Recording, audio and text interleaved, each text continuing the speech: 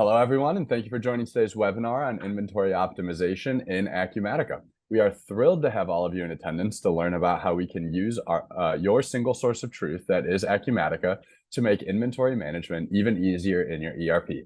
This is a critical feature of Acumatica because you can set up the system to simplify your inventory processes with things like flexible item management, robust replenishment capabilities, and the ability to access reports that help you keep an eye on things like inventory turnover. Before we jump into the content of today's call, I'd just like to go through some quick introductions. I'm Strati Moustakis, PC Bennett's content marketing specialist, actually marketing manager now. Sorry about that. Should have made a little edit in my script there. And I'm joined on today's call by Nathan Neuberg, our technical sales engineer. Nathan is probably someone you have seen or met before during your sales process with us because he is our demo expert. He takes our clients and prospects through demonstrations of Acumatica's power and capabilities, highlighting core features and tools that make the ERP your core back office system. Before we jump in, just a reminder that we have the chat feature enabled, so please feel free to send in any questions you have around inventory optimization in the chat. We'll try our best to answer everything on the call. And so with that, I think we can jump into the content of today's call. Nathan, if you could go to the agenda slide. So here's the agenda for today. We're going to start with a painless way to create new items. Then we're going to move into DRP functionality that was recently unveiled in 2024 R1. We'll also be talking about MRP with kids, stock to non-stock inventory conversions, the dead stock report, also the inventory turnover report. And then we're going to close out today's session with the importance of movement classes for physical inventory. These tips will hopefully be a huge help in enabling you all to better optimize how you use Acumatica to manage your inventory. As usual, if you have any additional questions, like I said, use the chat feature, and then we'll try to address those live on the call. And if something's a little bit too nitty gritty or in the weeds, then we'll absolutely reach out to you after this call and make sure to address any question that we weren't able to answer today. And so with that little introduction done, let's move into the meat of today's call. And to start, let's talk about creating new items. This is something that has historically been a bit of a challenge, especially in some legacy systems. And so now that we are on Acumatica, Nathan's going to go over the process that he knows that helps people create new items with ease. So Nathan, go ahead. Let's see what it looks like. Thanks, Strati. If you can see my screen, we are looking at one of our dashboards in Acumatica. We're taking a look at our ERP from the perspective of a sales manager today. We've got some new products coming into market. They're a new version of a product that we have already. So making this new item in Acumatica should be a breeze. We've got a couple of features that help us with that. And one of those is item classes. I'm going to go ahead and drill into one of our top net sales items here. We can see we've got plenty of orders for that item. So this is one we're going to want to do some management on here. Okay, so the easiest way that I know to create a new item would be to copy paste it. In Acumatica, we've got, let's open a new view of this one here. Running in our web browser, we can certainly make ease of comparison by running our tabs side by side. So just by opening up another tab here, you can see I can get a quick view of where I was and where I want to be all in one screen. So I've got my reference item there on the right. I'm going to go ahead and use the clipboard here to copy the item. When I enter a new item code, and that can be arbitrary or auto-numbered in Acumatica, as soon as I've got a new item code to paste to here, I can bring that in. Now, one of the tricks might be that copying between browser tabs, depending on your browser, can give you some trouble there. So using what we know about how browsers work in the background, staying in the same tab seems to make this process a lot easier and more smooth. This works for other items in Acumatica too, like dashboard widgets. So another pro tip for you there. All right, so taking a look at some of the settings on our item, let's go ahead and save it. We've got our item class in there. So most things are going to copy over.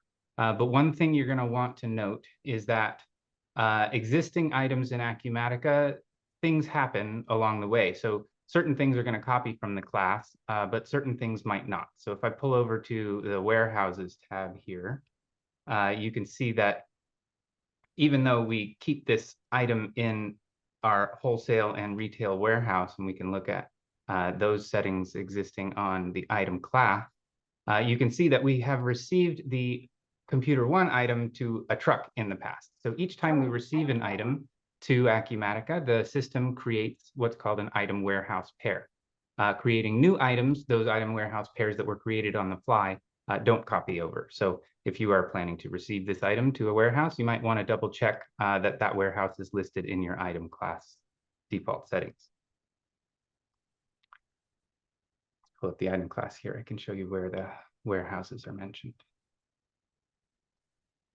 All right, so here we go.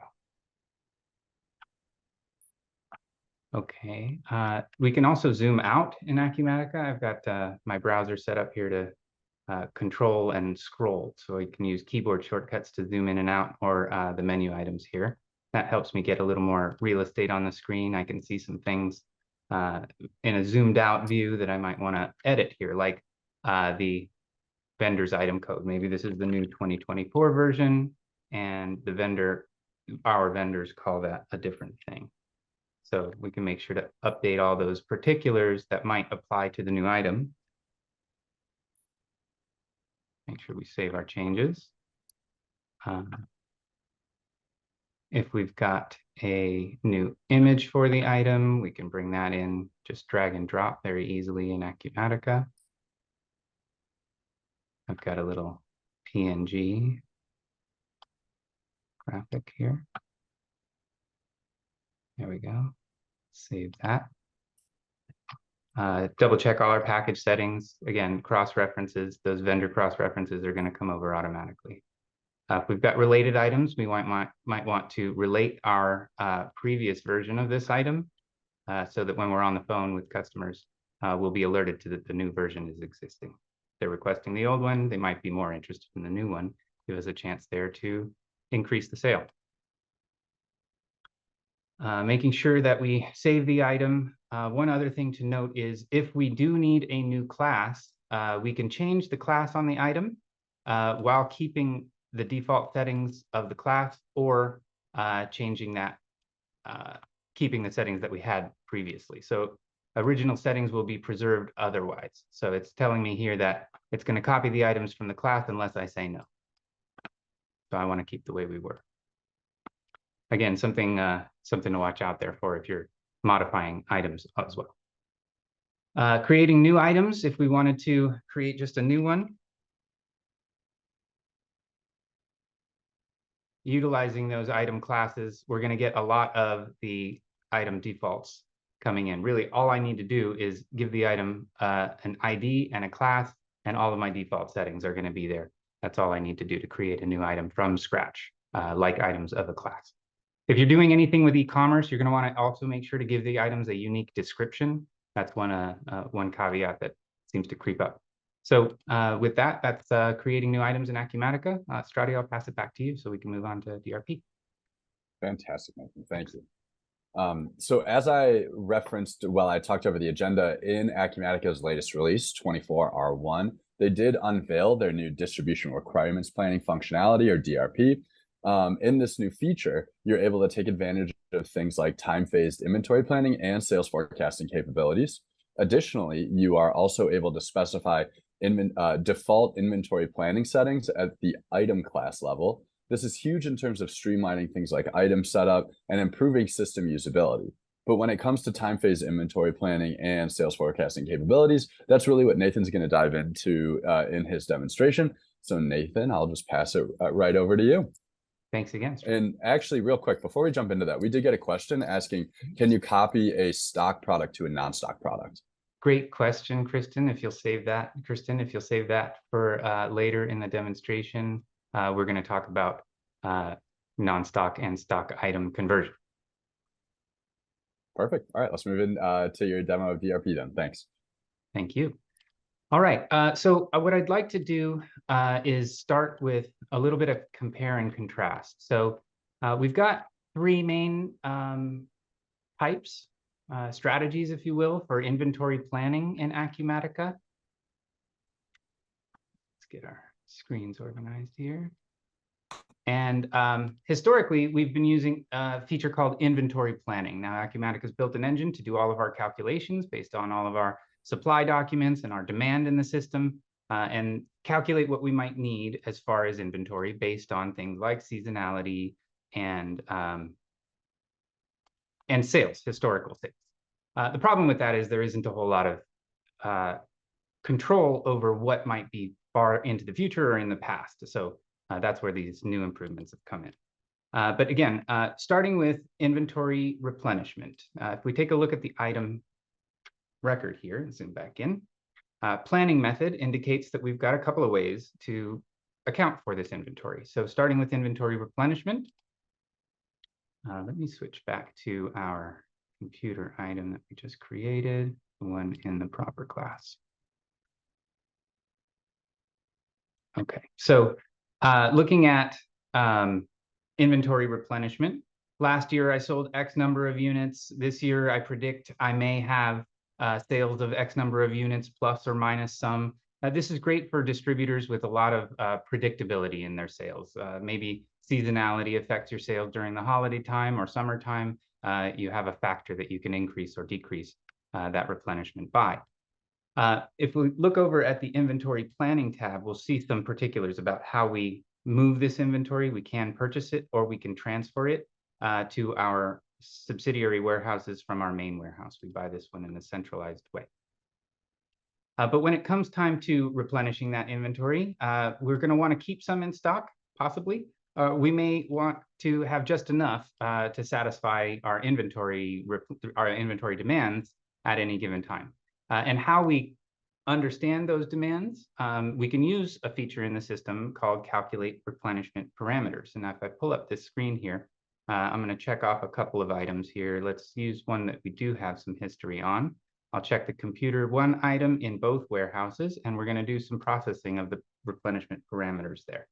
Now, if you'll pay attention to this suggested area here, and if we can see that we've got a couple of fields here that are calling out what the system is going to recommend for us. Again, based on all of that history, if I hit the clear option here, we'll see the numbers that the system calculated for that item in the previous step. Now, we can have this scheduled so we don't have to do this manually every time. Again, everywhere you see this schedules icon, we can add an automation. So that's really easy to do. Set it and forget it, and you don't have to think about that going forward. Now we have some other parameters for what we might look at in the system. Again, looking at our availability calculation rules, and I can pull that up so we can see what we're considering as supply and demand. Pull up one of these rules here. You can see all of the supply or demand documents here, any sales orders that are going out, any production that's requiring this item for manufacturers, and then any receipts that are on their way inbound or kit assembly demand documents. We've got new inventory coming in for kits possibly. So the next thing we're going to want to do is after we've done this calculation and we've got these numbers, the apply replenishment parameters screen in Acumatica is going to enable us to do that again in bulk with a click. We don't have to look across multiple warehouses. We're going to do this at one warehouse at a time. We see that the calculation that we performed in the previous step is available for us. We can take a look at how the stock item looks now. Let's see if I've got computer one up. There we go. We can see the current settings for the item. And then when I click the process or process all button to apply those replenishment parameters, we should be able to come back to the stock item here, refresh, and we'll see did not update. Let's take a look in the wholesale warehouse settings. All right. So because we've got multiple warehouses here and we have some functionality in the system to make that easy to manage at the item level, when we do have particularities by warehouse, maybe some warehouses move the item faster than others, we're able to apply this at a item warehouse level. So you can see that those numbers here get automatically applied with the override checkbox selected for us automatically. Okay, so taking a look at those item warehouse details, now we've got the replenishment parameters applied, we're going to want to take a look at the automated preparing of replenishment for this method. On the prepare replenishment screen, we should be able to take a look across all of our inventory. The system is suggesting that we've purchased some of these. Looks like that new item that we've got, we don't have enough to cover our safety stock. We can see that here. And those applied parameters exist here. Maybe we want to make some adjustments to these as we go and don't necessarily want to buy 411 pieces. We want to process that to an even number. We can have some control over this as well. When I click the process button, that is going to generate a purchase order for me to my default vendor, which I've had pre-selected here as Eastcom. Now we should be able to take a look at our open purchase orders and get that all pushed through.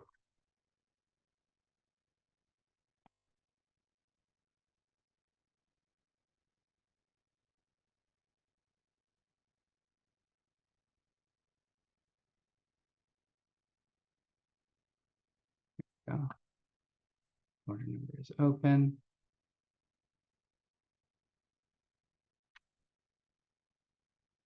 Let's go ahead and get that inventory in so we'll have it available to sell.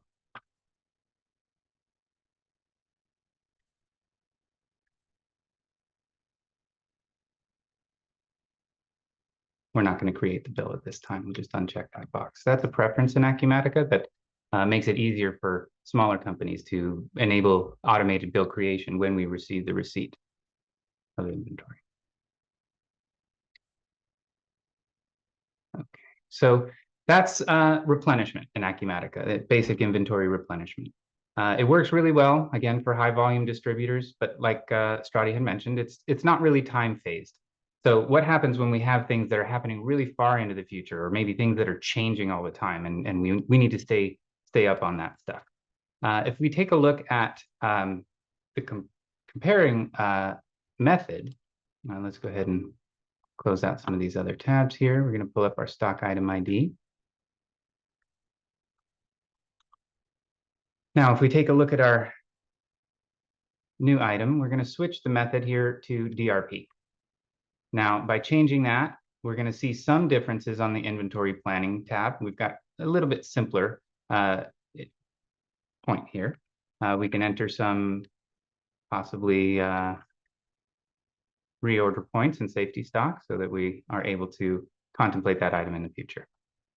Now, a couple of ways to get demand in the system. Again, we can have hard demand on sales orders and things like that.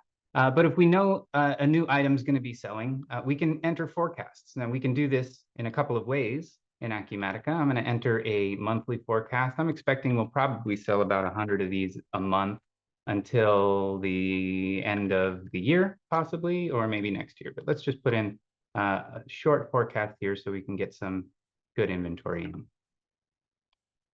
All right, now when we save that, we're going to see some ability here to bring that into the system according to what we think is going to happen.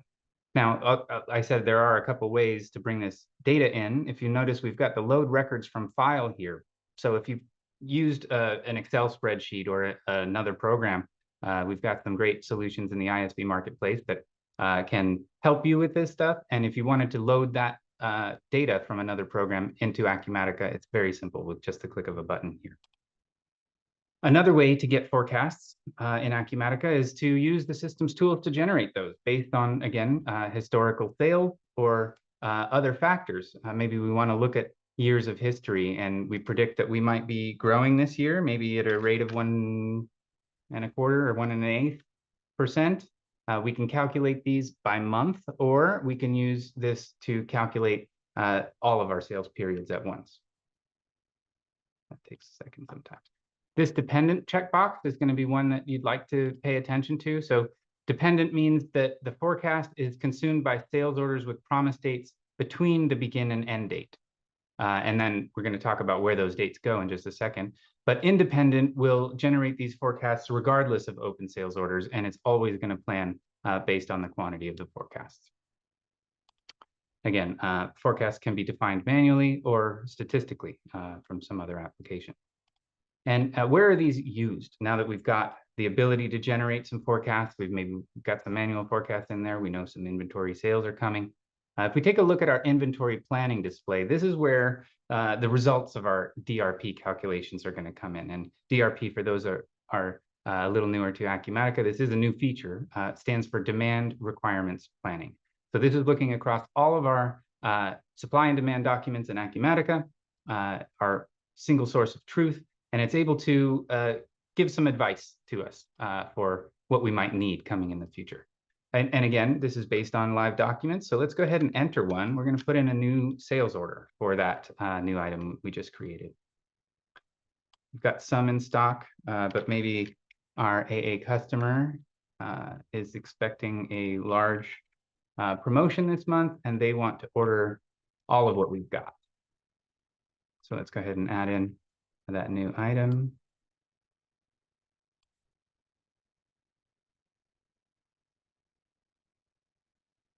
All right, looks like we've got that related item here too. If they've got that older version, we can certainly reference it here. Oops. We can see that we don't have any on hand, so let's put in an order for 100 and see what happens. So the system's going to warn me here that I don't have sufficient stock. So what do? Now that we've got an order in the system, it's an open order that counts against our inventory on hand. We can use a screen in Acumatica called Regenerate Inventory Planning. And we're going to come back to this screen a few times in the demo today, but this is one of the processes that enables us to stay ahead of all these things.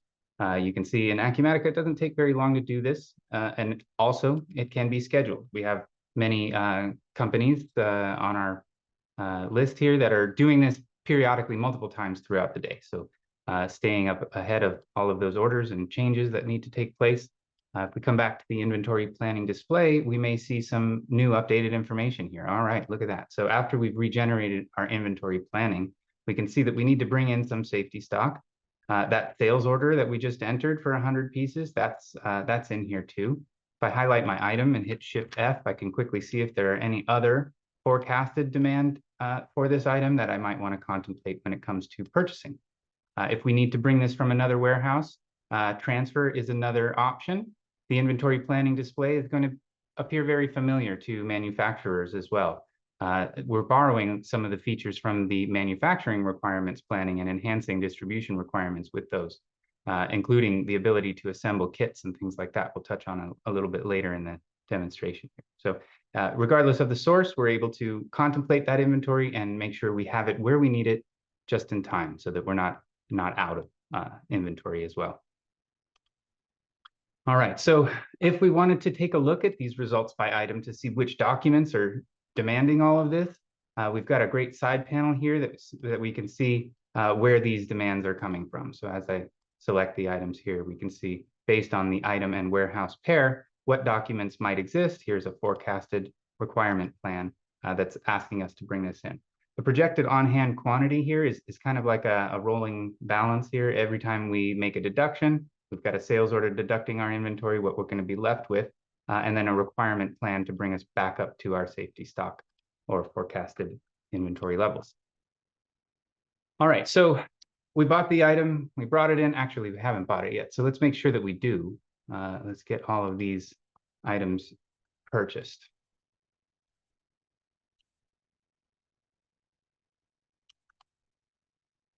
All right, we've got a new PO. Let's make sure that it goes out to the vendor. Now I'm doing this for demonstration purpose, but again, automation is huge in Acumatica, and those purchase orders, after they're released and approved and everything's good to go, the communication of those can be completely automated. We don't need to worry about emailing vendors anymore. We set that up. If you don't have that going already, reach out to us. We'll help you get it set up. Big time saver. All right, so we've got an open PO. Maybe that's on the way in. We haven't received it yet. But what happens if the customer cancels their order? Or maybe they don't want to make that right now, or they don't want to have that right now, or maybe they want to delay it a little bit. So let's take a look at, head back to the sales order here. We're going to change the promise date on this order that we're bringing in inventory for. We're going to move it out 2 months. Do we want to update the sales order line with those dates? Yes, we do. Sales order lines in Acumatica each have a promise date. If those are different and some items are coming in sooner than others, we can make changes on a line-by-line basis. Now, when we head back to our regenerate inventory planning screen, we're going to let the system go through one more time. Oh, did we save that order? Not sure. Make sure we save it before we regenerate. All right, there we go. Now I'm going to head back to my inventory planning display screen, refresh real quick. Okay, I don't see those inventory items here, but where did they go? Of course, we've got some purchase orders existing. Do we need to make any changes to that? If I take a look at my inventory planning preferences screen, we can talk about where we can configure this and set it up a little bit. A couple of the fields I want to point out are these exception fields in the days before and days after.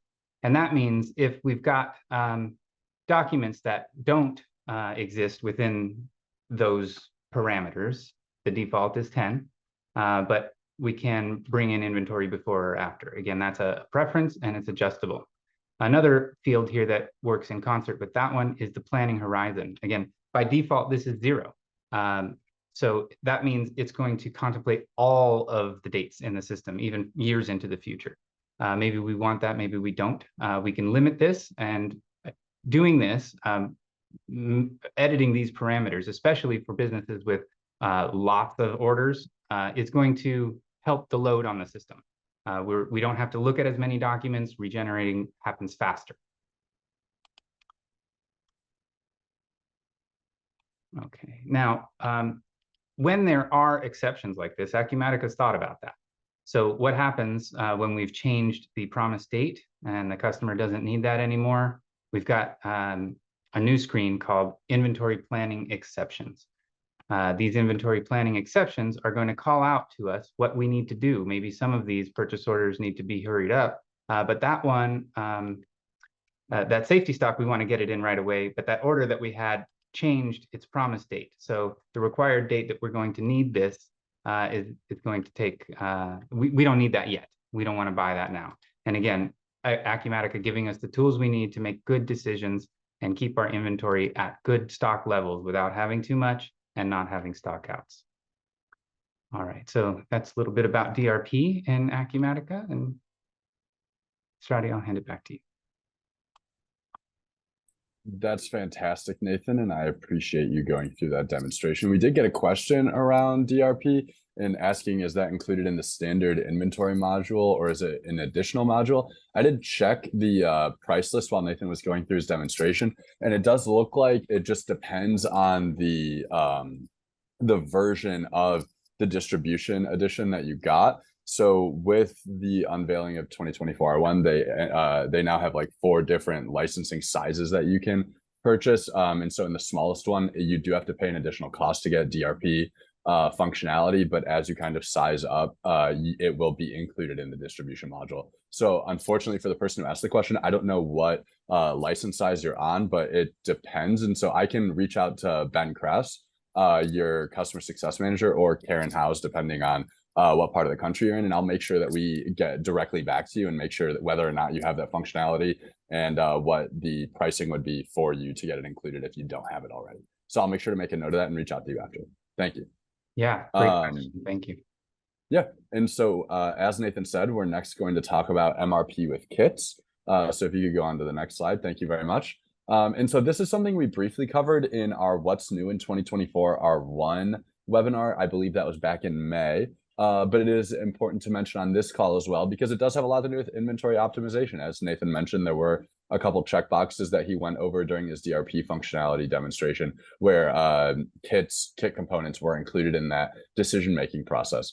And so this is important because in previous version of Acumatica, if you use stock or non-stock items, you are not able to properly plan the stock components needed to assemble the kit by using the existing inventory planning functionality. Additionally, you also were unable to use the sales forecasting functionality to plan for sales demands for non-stock kits because non-stock kits couldn't be added to sales forecast forms. Now, with the new MRP with kits functionality, the inventory planning regeneration process and the sales forecast functionality directly addresses these issues. One of the natural enhancements that came in 2024 R1 is the inventory planning functionality now supports the generation of demand requirements for the components of a stock kit that are in a sales order. This is because the components needed to assemble the kit are now considered planned demand. So I just think that's a really helpful improvement to have been included. And so secondly, another big enhancement brought in 24R1 was the ability for users to generate a forecast for a non-stock kit. This is critical, a critical improvement because the inventory planning process now supports stock components in a non-stock kit that is included in a sales order or a forecast record. And so that is a lot of words, I understand. So I'm going to pass over to Nathan, who's going to put those words into action and show you guys what it looks like in the platform. So Nathan, over to you. Thank you, Strati. All right, let's jump back into Acumatica here. All right, yes. So again, we've got light manufacturing even in distribution now. If we're putting together kits, whether we're doing that to stock and we pull the parts and we put them together, we assemble those kits in an operation, put those on the shelf ready to ship, that we call a stock kit. Or maybe it's an item that we sell as a bundle, but we don't want to pack that ahead of time. The bundles can change, they're very flexible, variable, and we want to pack those at shipping time. We can do that in Acumatica with non-stock kits. It's a great feature, and a lot of our customers are taking advantage of this. Now with DRP, it really takes that to the next level, and we can plan these things better now. So let's take a look at one of those kit items. I'm going to pull up the stock item screen here in Acumatica. This one is our laptop bundle. So you can see we've got a stock item. We're on the stock item screen. Has a class, and the checkbox marked is a kit is selected. So we've got that configured, and that's our starting point. Now, what happens with this kit? We need to set up some specifications. We can do that in a couple of ways. I'm going to go ahead and open up the kit specifications screen in Acumatica, and we can start looking at this form. So we've got the active box checked, so that's ready to go. We can revise this kit, which means it can change over time. Maybe we want to keep multiple revisions and maybe deactivate the previous revisions over time. Okay, so you can see down here, we've got a couple of tabs, the stock components and non-stock components tabs. If we've got some time tracking or maybe a label or a bag that we don't necessarily inventory, but we want to make sure that's included, we can include non-stock components as well. All right, so now that we know a little bit about how a kit is built in Acumatica, we can take a look at those components. The components themselves and the kit item should be configured properly for the planning method you use. Now, there are good reasons for having both planning methods in place, especially for manufacturers. And if you're making things that you want to have your production rely on without having that dependent on sales orders or affected by demand in the future, you can use both of these inventory replenishment methods and DRP in concert, or MRP in concert if you're using manufacturing suites. So again, if you have any questions about how to best set that up, we've gone through this. You can reach out to PC Bennett for a consult, and we'll help you look at your inventory and where to take this and best implement these new features going forward. All right, so let's go ahead and enter a sales order for a kit so we can generate some demand. This Elecomp 2 item number. Maybe the bartenders need a few more. They're opening up a new location. So we've got a sales order for a dozen of these kits coming up. Now, it says here that we don't have those in stock, so we're going to have to make them. Now, how do we make them? With stock kits in Acumatica, we can do this using a kit assembly operation. But we're going to want to make sure that the system's aware of it. Again, we'll schedule this regenerate inventory planning to happen in the process. So as those kit orders come in, we can have this done for us in the background. And then when we go to look at our inventory planning display screen again, we should see some updated information there for that Lenovo laptop computer. Here we go. Okay, so you can see that now our inventory planning engine, our DRP engine, is prompting us to create that kit assembly. We need to build 12 of those kits. Now, all of our stock parameters for the kits also take effect. So if we wanted to keep a few of those in stock, we can set a safety stock and a reorder point to stay ahead of those.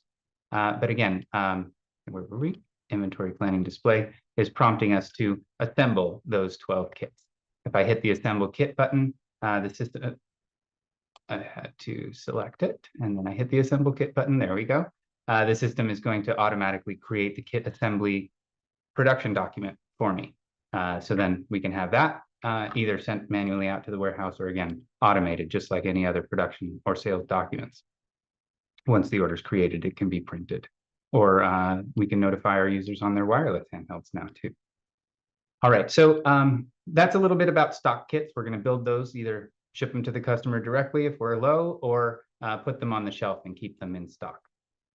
Now, one of the other great features of Acumatica are what we call non-stock kits. Non-stock items can be configured also as a kit. You can see I've got one example here. It's a bundled package of food items. Now, these food items expire. We want to make sure that they're fresh when we send them, and we don't want to send out the old ones. So we're going to pack those at the time that we send them. We're going to make sure that the expiring ones go out first, and we're not left with any of those on the shelf.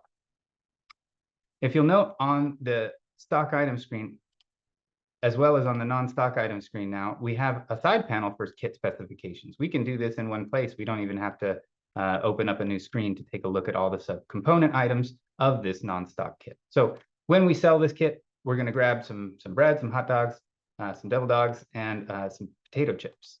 If we look at the stock items that make up this non-stock kit, we're going to want to make sure that we've got the planning method set correctly on those if we're going to use DRP to contemplate this inventory going forward. So, all right, we've got, I think I've got an order in here that we were waiting to hear back from the customer on. We can pull up an existing sales order that we had on hold. Customer is ready to take those 10,000 pieces. Their event is coming up and they're ready to have it. So let's go ahead and take that order off of hold. Now, the on hold order wasn't counting against my inventory availability because of the way I had my system set up. But now that it's an open order, we're going to treat that as a live one. And we're going to want to make sure that our regenerate inventory planning contemplates it. So I'm going to hit the process button one more time. Again, you can see this is a very quick process. It can happen multiple times throughout the day. Taking another look at our inventory planning display screen, we should now see some demand for those non-stock or stock items, which we're going to make up our non-stock kit.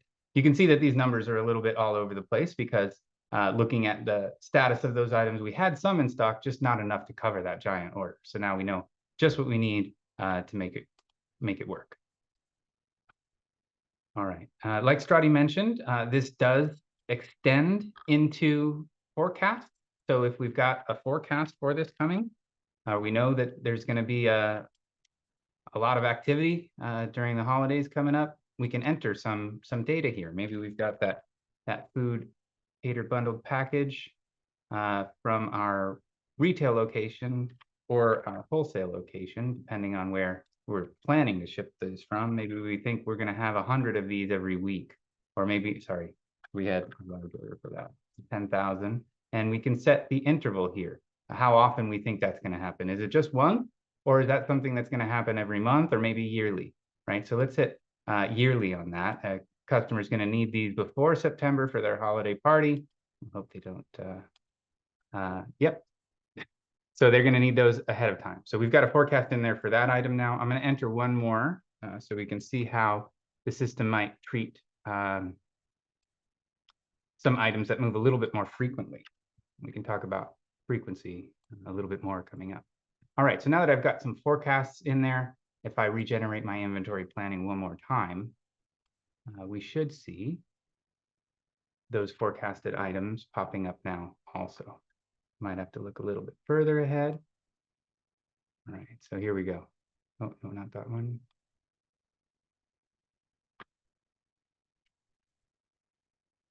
Safety stock, forecasted non-stock kits. So here we go. Those forecasts we just entered are going to prompt us to buy those items in time for that big sale.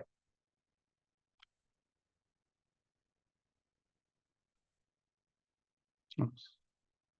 Selecting all gets us all of our results back. So again, planning kits and non-stock kits in Acumatica using these new powerful features becomes a thing of the past. You don't have to do this manually anymore. We've got the power tools in place for you to do it. Strati, I'm going to hand it back to you. We can move on to the next topic. Fantastic. And this is going to address the earlier question that was asked about copying a stock to a non-stock product. So we will be talking about stock to non-stock inventory conversions.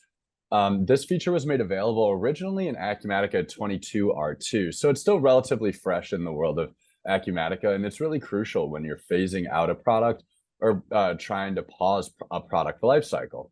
The ability to move stock items to non-stock items enables you to allow that inventory to stay on the books while not being featured on things like your e-commerce sites or counted as inventory. Another use case is if your company's buying prototypes of several different devices. These items could be on the books as non-stock items, but then let's say after you test it, you decide you like one of them and you want to make a purchase order of a large quantity for reselling. You have the ability to convert that non-stock item to a stock item. So Nathan, over to you so he can show you exactly how to do that, as well as copying stock products to non-stock products. Awesome. Thanks, Strati.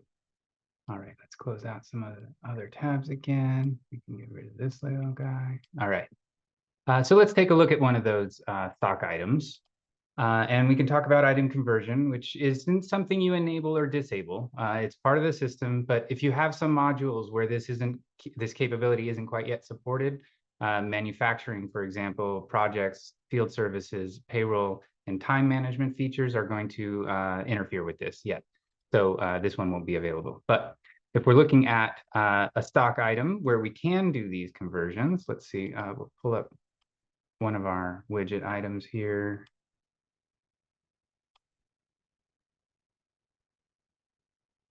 That one.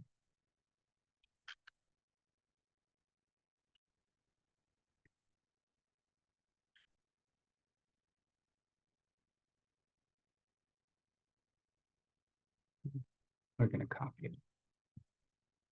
All right. Another thing to remember is that we're not going to be able to convert an item from stock to non-stock if there is any quantity on hand. So we're going to create this as a new item. I'm going to demonstrate again how we can copy quickly an item, and we'll call it widget 99. That one's used. We'll call it widget 28.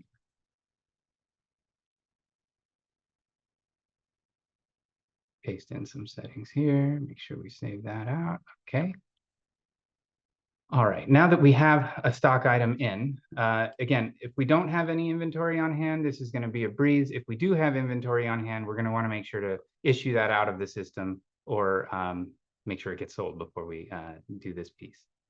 Okay, in the menu, you'll now see that we have a convert to non-stock item option available.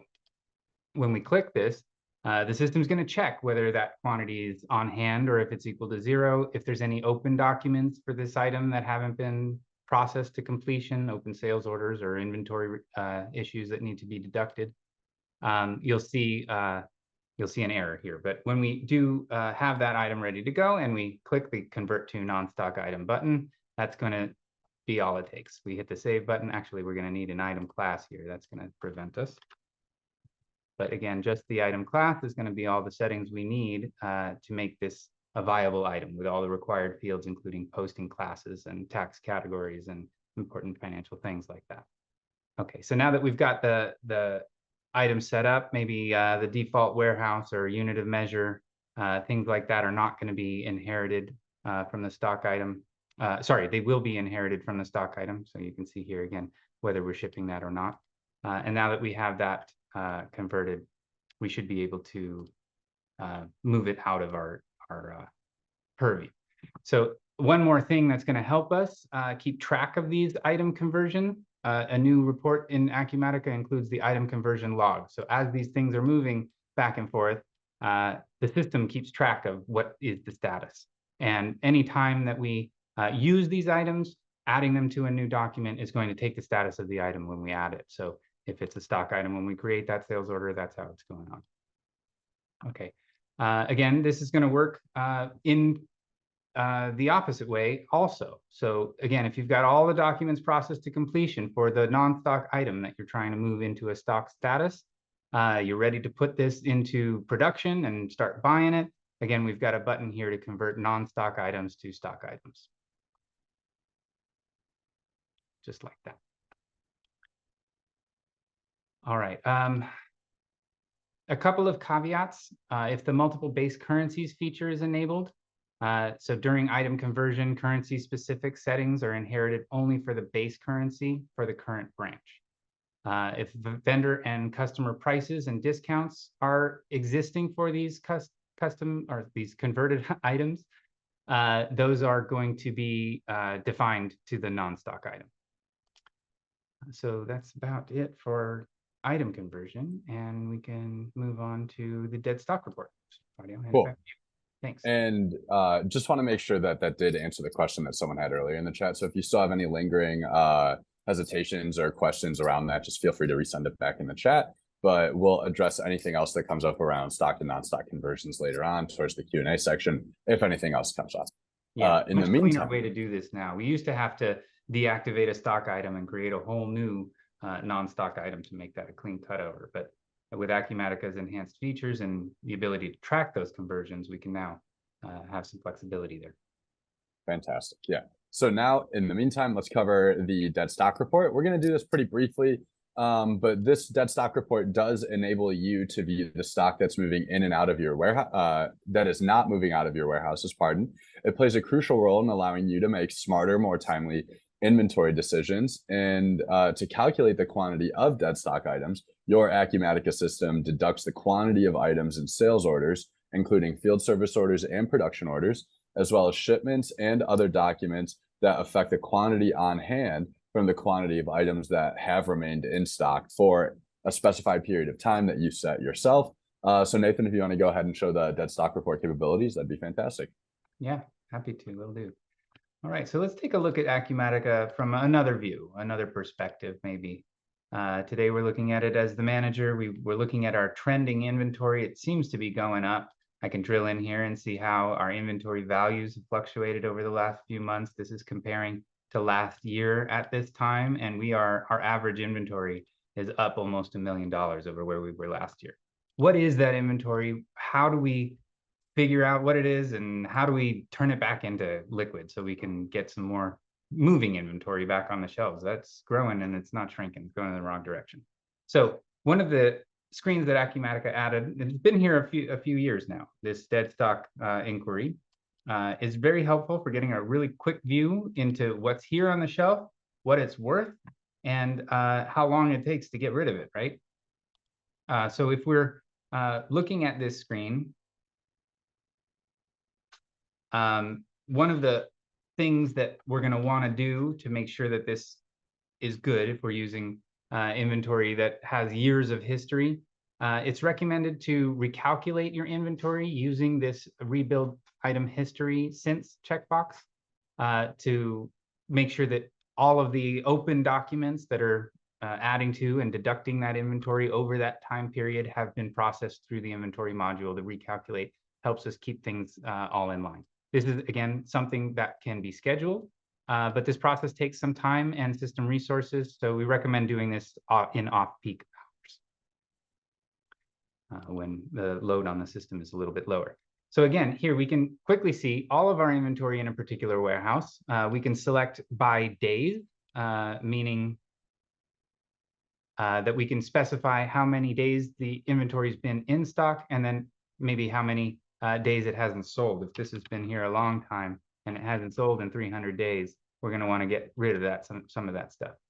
Some of the useful fields here that we have, if we take a look at the in-stock quantity, we can see where that value is, how long it's been there. Obviously, this inventory's been there a long time. When it was last sold, we can see that there's quite a few entries in here that have never been sold. These are items that are not moving. We got to get rid of them. And how much that inventory is worth, how much it's costing us on the shelf. So again, a quick view of how to get at what inventory is worth on your shelf. But again, a couple of rules apply. If the cost separately checkbox is checked in your warehouses screen, this is going to give you an average for the warehouse, not for the locations themselves, which is possible in Acumatica, but it's not reflected on this report. You're just going to get an average for the warehouse. So if you're looking for specifics like FIFO layers, you're not going to get that level of detail in this report. Again, looking back on this screen, we can use the warehouse filters to take a look at one warehouse at a time. We can use the item class or inventory ID fields to make this a little bit quicker and easier to get just the summarized data that we need.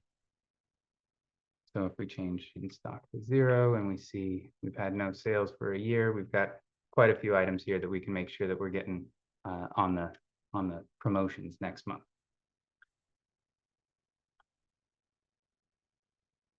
All right. Fantastic. And so kind of in a similar vein, we're going to stay in the reporting world for a second, and we're going to move over to the inventory turnover report. This report helps you analyze and optimize turnover calculations, which makes this another way for you to make, again, smarter and more timely inventory decisions. The inventory turnover report focuses specifically on strategic replenishment, warehouse configuration, and better inventory management by giving you insight into the amount of time that passes from the day an item is purchased until it's sold.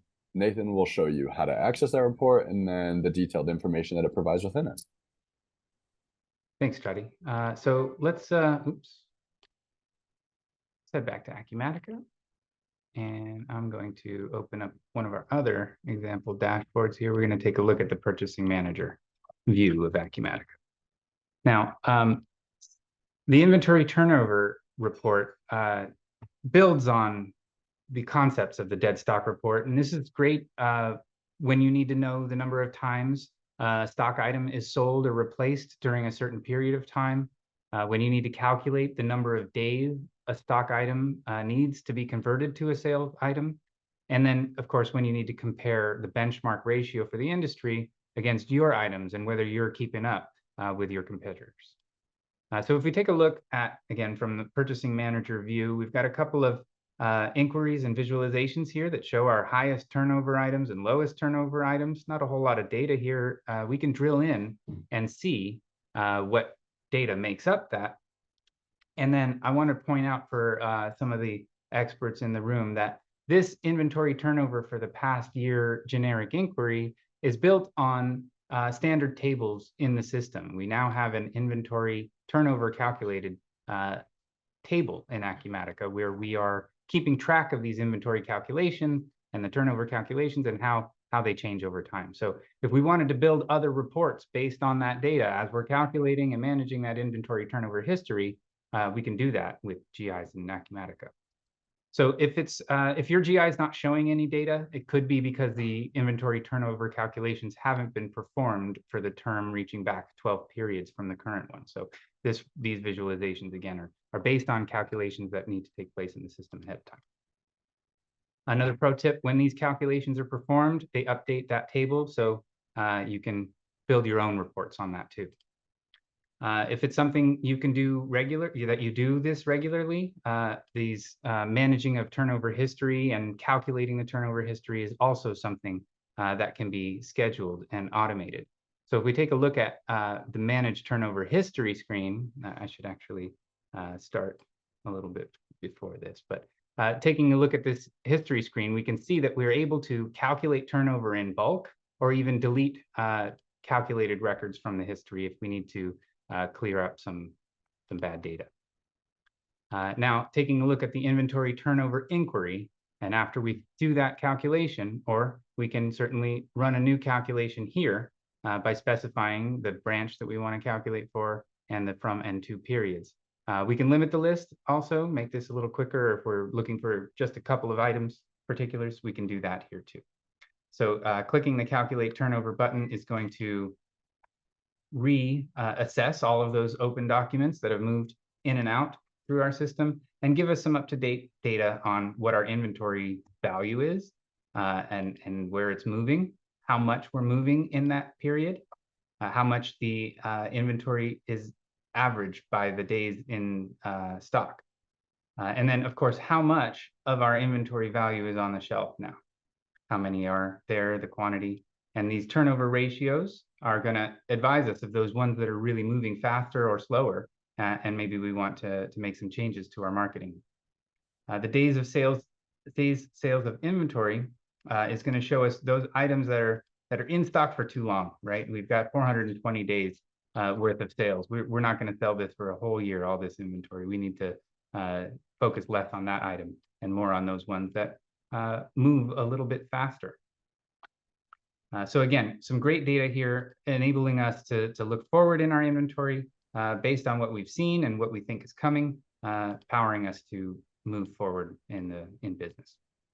And Nathan, if you could stay on the screen for 1 second, we did get a question saying, will both the reports that we just covered take into account issues to production orders? In the person's case, they have inventory that is only for production and not for sales.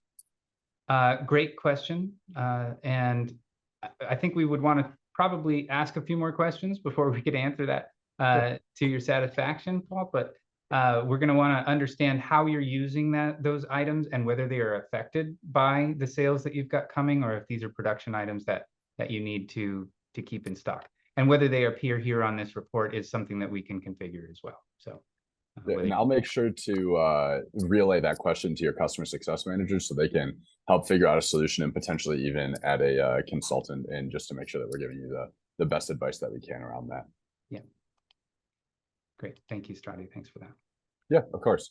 And so we have one last topic we're going to cover. I know we're close on time, so I appreciate everyone staying on the call and asking questions. Again, because this is the last topic, if you have questions over anything that we've covered on this, please send them into the Q&A. And once we're done talking about movement classes, we'll be able to address those questions, and then we'll close out today's call. So thank you all very much for your patience. So the last thing we're covering is movement classes for physical inventory. These help you identify how fast you go through an item. In Acumatica, there are 3 different classes you can use, which are low turnover rates, average turnover rates, and high turnover rates. These movement classes are able to be applied on an item location level. So if you have one warehouse where item A is sold at a high turnover rate, but another warehouse sells item A at a lower turnover rate, you can specify those movement classes for those 2 warehouses to ensure that they're replenishing that item A at varying frequencies based on the actual data that's in your system. So it just makes you a little bit more effective and pulls in real-time data to make sure that you're making the best inventory decisions possible. So Nathan, I'll pass it over to you and you can talk a little more about this. Thanks, Strati. Yeah, like I said, there isn't too much to share. We don't see this feature widely implemented. It's often overlooked, but movement classes can help you stay on top of that inventory and your physical inventory process to make sure that you've got good data and what's on the shelf is actually what's reflected in your system. So in addition to these 3 categories that Strati mentioned, these are the ones that come sort of out of the box. This is an editable list. So if the 50, 100, and 25% max turnovers don't satisfy you and you want those mid-pack items, those ones in the middle of the pack, we can add to this list too. Taking a look at our inventory preferences form, how many periods of periods we're defining a year, whether you're turning inventory quickly or not so quickly, that periods per year is editable, can be 1, 2, 3, 4, 6, or 12, one of those derivatives of 12. Again, the assignment of the movement classes and how this is happening in Acumatica is something that you can do manually, right? So if you're entering an item for which you want to fix the movement class, you know this is a new item, it's coming in, you expect it to turn over quickly, and you want to keep it in stock, not using historical data to update those movement classes, you can fix the movement classes as well. So you do that for the items that you know about, and the ones that you want to use your statistics to develop these numbers from. We can update the movement class based on those fields that we had set up in our movement classes list and our sales history in the system. So with just a click, we can look across all of our sales and the items' current movement classes, and then the system is going to project the movement classes going forward and whether those should be edited or remain the same. So again, when you're preparing your physical inventory and you go to prepare your physical counts, you can utilize these movement classes. We can have the updates of the movement classes scheduled periodically throughout the year. And then when we're ready to do the counting, we can do that using the whole list, and it's going to list items by movement frequency, or we can select a subset and just count those average or high turnover items more or less often throughout the year to make sure that our inventory data stays up to date. And by utilizing these smaller chunks of inventory for counting, we don't put as much load on the system and demand on the system, and of course, have better inventory by doing this periodically instead of all at once. Sorry for taking too much time, but there you go. And Strati, I'll hand it back to you for the thanks. Thank you again for staying with us. Yeah, of course. So if you can just go to the final slide, that'd be great. And it doesn't look like any more questions came in, but just giving everyone one last chance, I will just say from my standpoint as kind of like the MC, Nathan's the demo guy. I'm kind of here to talk. I appreciate when you guys ask questions because it makes us feel a lot more lively, a lot more engaging. So it just makes for an all-around better webinar. So I appreciate everyone that sent questions in, and everyone who didn't, don't feel free next time. You know, why not? It livens up the conversation. I haven't seen anything come in, so I'd just like to give a massive thank you, especially to you, Nathan, for that fantastic demonstration of some of your tips and tricks to better manage inventory in Acumatica. I'm sure it provided our system with some fantastic insights into how their business will be able to use the things that we covered in today's call to be more effective when setting up and optimizing their inventory. So a big thank you to you. Thank you. We do appreciate everyone so much for watching today's webinar. Again, apologies for going a little long. If you'd like to stay in touch to continue learning about inventory optimization, please email your customer success manager, whether it's Ben Kress or Karen House. For the people that had questions that we couldn't provide exact answers to, I'll make sure to reach out to those two people just to make sure that you do get direct answers to your questions. But with that, we just appreciate everyone's time today. Thank you so much, and I hope you have a wonderful rest of your day. Thank you very much.